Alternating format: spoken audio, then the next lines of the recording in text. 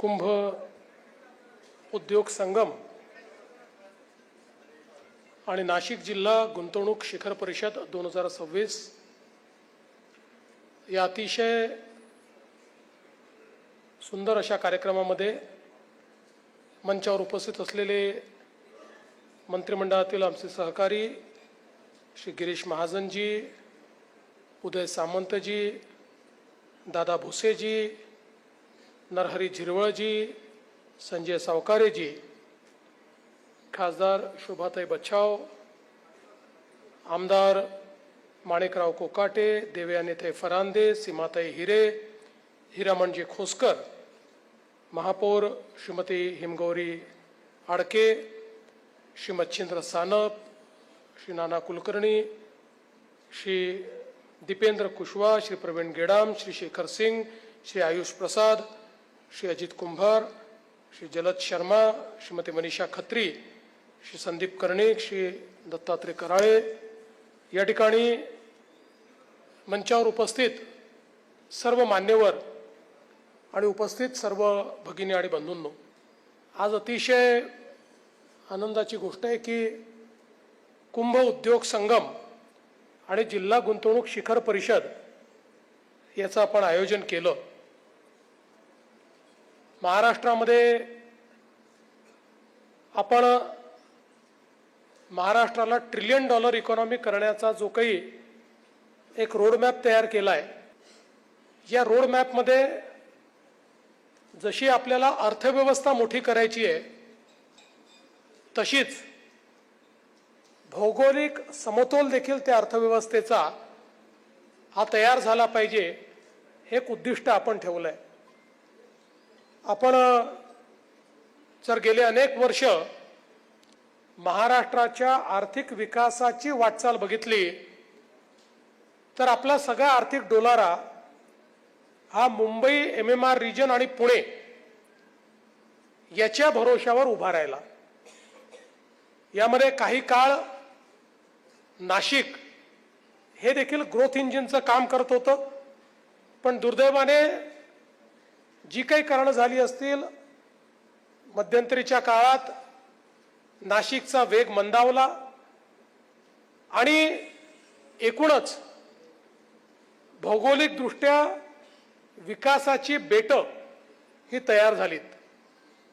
आणि म्हणून आपण हा निर्णय केला की $1 ट्रिलियन इकॉनॉमी जर आपल्याला करायची असेल तर समतोल विकास घडवणं हे अत्यंत महत्त्वाचं आहे. आणि म्हणून जिल्ह्याला गुंतवणुकीचं केंद्र केलं पाहिजे. जिल्ह्याचा स्ट्रॅटेजिक प्लॅन तयार करून प्रत्येक जिल्ह्यामध्ये इन्व्हेस्टमेंट कशी आणता येईल, त्या जिल्ह्याच्या पोटेन्शियलचा पूर्ण उपयोग कसा करता येईल, आणि केवळ मोठे उद्योग नाहीत तर MSMEच्या माध्यमातून त्या जिल्ह्यातली क्षमता लिव्हरेज कशी करता येईल, या दृष्टीने आपण मोठ्या प्रमाणात हे काम चालू केलं. आणि मला अतिशय आनंद आहे, मगाशी आपल्याला डेव्हलपमेंट कमिशनरने या ठिकाणी सांगितलं की कशा पद्धतीनं जिल्ह्याला युनिट मानून ज्या गुंतवणूक समिट झाल्या त्याच्यामध्ये देखील 30,000 कोटी रुपयाची गुंतवणूक ही त्या ठिकाणी आपल्याला प्राप्त झाली. आणि यामध्ये ज्या जिल्ह्यांनी उत्तम काम केलं त्यापैकी एक हा नाशिक जिल्हा आहे, हे सांगताना मला अतिशय आनंद वाटतो.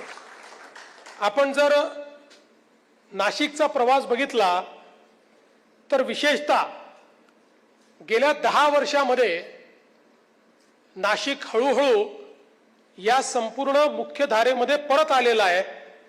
आपण विचार केला तर नाशिकचं दरडोई उत्पन्न जे 2014 साली साधारणपणे 1,13,000 रुपये होतं, ते आता जवळपास दुपटीपेक्षा जास्त 2,65,000 रुपयापर्यंत या 10 वर्षात पोहोचलं आहे.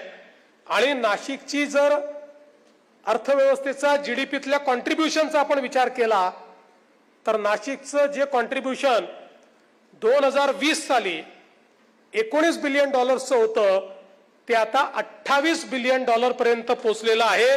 म्हणजे गेल्या 5-6 वर्षातच आपण 50% अधिक भर घातली आहे. आणि यातली गेल्या 3 वर्षाची भर जर आपण बघितली तर ती अतिशय लक्षणीय अशा पद्धतीनं नाशिकमध्ये गुंतवणूक आणण्याचा प्रयत्न आपण केलाय. आज आपल्याला अतिशय आनंद आहे की 300हून अधिक सामंजस्य करार जिल्हा स्तरावर झाले. जवळपास 13,190 कोटी रुपयाची गुंतवणूक याच्यामध्ये अपेक्षित आहेत. 32,000 नवीन रोजगार या ठिकाणी तयार होतात. आणि विशेषतः आपण जर बघितलं 2024 साली जवळपास 12,351 कोटी आणि 2025 साली 6,404 कोटी अशा पद्धतीनं हा गुंतवणुकीचा जो ओघ आहे हा अत्यंत वेगानं या ठिकाणी चाललेला आहे. आणि आपण जर या 3 वर्षाचा क्युम्युलेटिव्ह विचार केला तर स्थानिक स्तरावर, मी हे काही मोठे उद्योग सांगत नाही आहे, जवळपास 31,945 कोटी रुपयाची गुंतवणूक ही नाशिकमध्ये झालेली आहे. त्यातनं 66,000 रोजगारांची निर्मिती ही या ठिकाणी होते. आणि मला आनंद आहे की एकूण जर नाशिकचा विचार केला तर झालेल्या करारांपैकी 77% करार जे आहेत हे कार्यान्वित झालेले आहेत. ते वेगवेगळ्या टप्प्यांवर त्या ठिकाणी कार्यान्वित होत आहेत. त्यामुळे मला असं वाटतं की केवळ कागदावरचे करार नाही तर प्रत्यक्ष गुंतवणूक ही आपल्याला नाशिकमध्ये पाहायला मिळते. यामध्ये इंजिनिअरिंग आहे, बांधकाम क्षेत्र आहे, इलेक्ट्रॉनिक्स आहे, याच्यामध्ये केमिकल आहे, शेती आहे, फार्मा आहे, अन्न प्रक्रिया आहे, हॉटेल आहे, hospitality, plastic, rubber, textile, electronics, यासोबत ऑटोमोबाईल अशा विविध क्षेत्रांमध्ये आज हे करार या ठिकाणी होताना आपल्याला पाहायला मिळत आहेत. आणि याचं एकमेव कारण आहे की ज्या प्रकारे उद्योगाच्या क्षेत्रामध्ये आपण ईज ऑफ डुईंग बिझनेस आणला, ज्या प्रकारे जिल्ह्यामध्ये आता जिल्हा प्रशासन असेल किंवा राज्याचं प्रशासन असेल, या प्रत्येकाने उद्योगस्नेही काम करायचं अशा पद्धतीनं आपण कार्य चालू केलं. आणि मग अशी उद्योग मंत्र्यांनी ज्याचा उल्लेख केला, मैत्री सारखी सिंगल विंडो सिस्टीम आपण तयार केली. आणि त्या माध्यमातनं जवळपास या ठिकाणी आपण जर विचार केला तर 3,81,389 एवढी आवेदनं ही मैत्रीच्या माध्यमातनं राज्यामध्ये आपण वेळेमध्ये त्या ठिकाणी त्याचा एक प्रकारे निपटारा म्हणा किंवा सॅटिस्फॅक्शन होईल अशा पद्धतीनं आपण त्याच्यावर कारवाई केली आहे. आज मला याही गोष्टीचा आनंद आहे की अनेक मोठ्या कंपन्या आज आपल्या नाशिकमध्ये येत आहेत. मग अशी गिरीश भाऊंनी उल्लेख केला महिंद्रा अँड महिंद्राचा, त्यांचा तर निर्णय हा पक्काच आहे, त्याच्यात काही अडचण नाही आहे. MOU झालेला आहे, सगळ्या गोष्टी आहेत. मी एवढंच सांगितलं की आता जी जागा आपल्याला द्यायची आहे ती जवळपास ठरली आहे. ती पटकन जर तुम्ही हँडओव्हर केली तर त्याचं भूमिपूजन होऊन त्याचंही काम हे आपल्याला तात्काळ सुरू करता येईल. त्यासोबत आपल्याला माहिती आहे की HAL मध्ये हालमध्ये देखील आता मोठ्या प्रमाणात ऑर्डर मिळाल्यामुळे त्या ठिकाणी ही एक्सपान्शन होत आहे. सिमेन्स असेल, GSK असेल, लार्सन अँड टुब्रो असेल, रिलायन्स समूह असेल, या सगळ्या मोठ्या समूहांनी नाशिकमध्ये अलीकडच्या काळामध्ये मोठ्या गुंतवणूक केलेल्या आहेत. Automobile, defence, engineering, pharmaceuticals, infra, petrochemicals, life sciences अशा विविध क्षेत्रातल्या गुंतवणुकी आहेत. जिंदालची गुंतवणूक इलेक्ट्रिकल स्टील मध्ये ते करतायत जवळपास 12,500 कोटी. रिलायन्सची 5,000 कोटीची गुंतवणूक आहे. महिंद्रा अँड महिंद्राची तर आपल्याला माहितीच आहे. क्रॉम्प्टन ग्रीफची 1,155 कोटी रुपयाची आहे. व्हर्च्युसोची 800 कोटीची आहे. इपिरॉकची 350 कोटीची आहे. रिन्यू सेलची 1,500 कोटीची आहे. कुशिराग सोलारची 1,000 कोटीची आहे. SESSची 550 कोटीची आहे. अशा अनेक जवळपास या गुंतवणुकीचा विचार केला तरी 57,000 कोटी रुपयाची गुंतवणूक ही देखील नाशिकमध्ये या ठिकाणी या माध्यमातनं गेल्या 2 वर्षामध्ये आपण आणलेली आहे. आणि आपल्याला माहिती आहे आम्ही दावोसला गेलो होतो, तिथे देखील जवळपास 12,000 कोटी रुपयाची गुंतवणूक ही नाशिकमध्ये आपण त्या ठिकाणी आणलेली आहे. आणि उत्तर महाराष्ट्राचा विचार केला तर 50,000 कोटी रुपयाची गुंतवणूक ही उत्तर महाराष्ट्रामध्ये देखील मोठ्या प्रमाणात या ठिकाणी आपण आणली आहे. मला हे सांगताना आनंद वाटतो की आता महाराष्ट्रामध्ये उद्योग जो आहे हा MMR रिजन आणि पुणे इतक्या पुरतं मर्यादित नाही, तर उद्योगाचे नवीन मॅग्नेट तयार झाले आहेत. MMR रिजनमध्येही रायगड जिल्हा असेल, पालघर जिल्हा असेल, हे आता इंडस्ट्रीचे मॅग्नेट झालेले आहेत. आता आपण जर उत्तर महाराष्ट्राचा विचार केला तर नाशिक तर आता एक अतिशय महत्वाचं मॅग्नेट तयार होत आहे. आणि याचं कारण ज्या प्रकारची कनेक्टिव्हिटी ही नाशिकला आपण तयार केलेली आहे, त्यामुळे मला असं वाटतं की आपण जर असं म्हटलं की नाशिक इज अनस्टॉपेबल नाऊ, तर ते खोटं ठरणार नाही. ज्या प्रकारे नाशिकमध्ये गुंतवणुकीचा ओघ येतोय, मी तर एवढीच विनंती आपल्याला करणार आहे की आपण जमिनीची व्यवस्था करा. गुंतवणुकीची कमतरता नाहीये.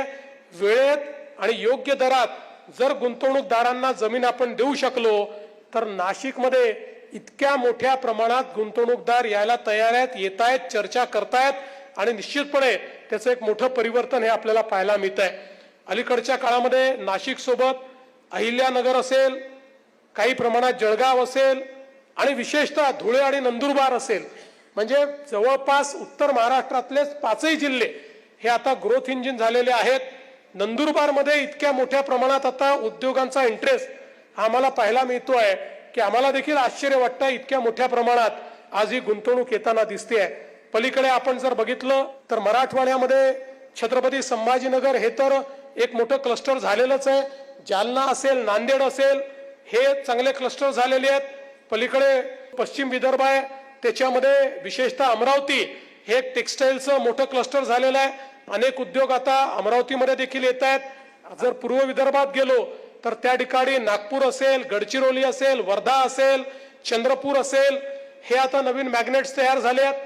म्हणजे आपण जर उद्योगाचा विचार केला तर आता महाराष्ट्रामध्ये सर्वदूर मोठ्या प्रमाणात उद्योग हे तयार होत आहेत.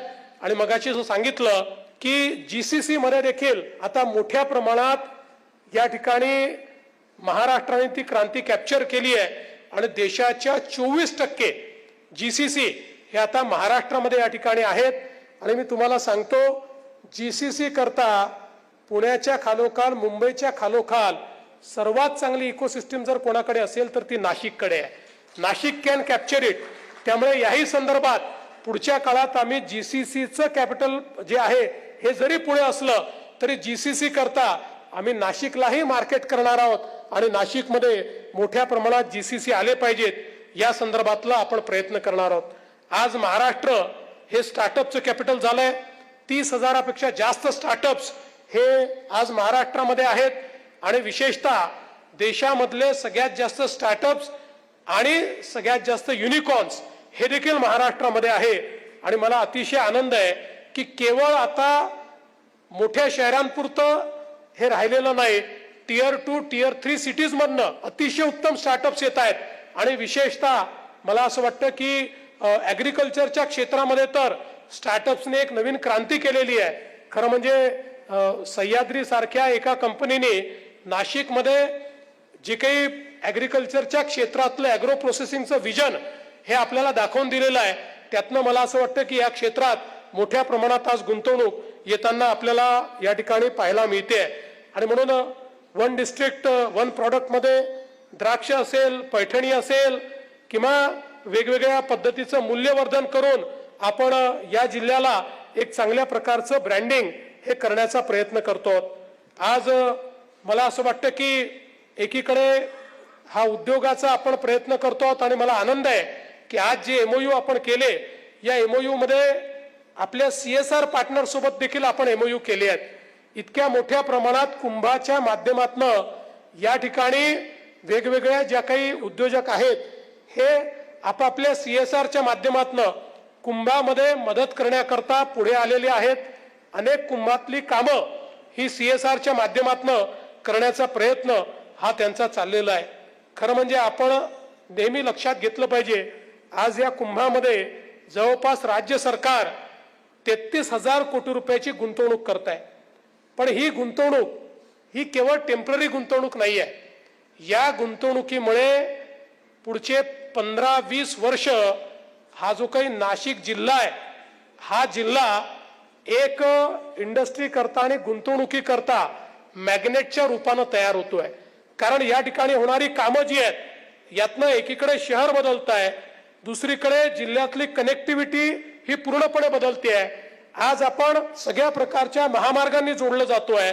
आज आपण जो नवीन वाढवणचा पोर्ट आहे त्या पोर्टशी आपण जोडलं जातोय।